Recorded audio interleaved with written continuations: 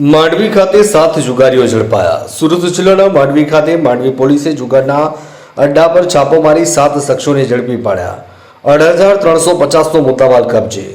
જિલ્લા તથા તાલુકાના ઉચ્ચ અધિકારીઓના માર્ગદર્શન હેઠળ માંડવી પોલીસ સ્ટેશન હદ વિસ્તારના તારાપુર વિસ્તારમાં ગુપ્ત માહિતીના આધારે જુગાર રમતો હોવાની ખાતરી થતા પોલીસની ટીમે અચાનક રેડ કરી।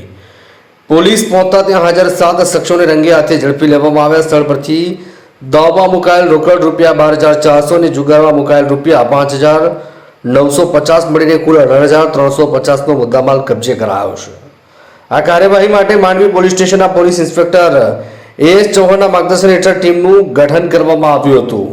ટીમમાં હેડ કોન્સ્ટેબલ ભાવિનભાઈ રામભાઈ, મહેશભાઈ દેવસિંહ, દીપકભાઈ સોનુભાઈ, ભદ્રેશભાઈ મંજીભાઈ, કેશુરભાઈ પાંચિયાભાઈ, પ્રકાશભાઈ ધીરુભાઈ, જયભાઈ ધીરુભાઈનો સમાવેશ થાય છે। પોલીસના જણાવ્યા અનુસાર આરોપીઓ સામે જુગાર અધિનિયમ હેઠળ ગુનો દાખલ કરાયો છે અને આગળની કાર્યવાહી ચાલુ છે।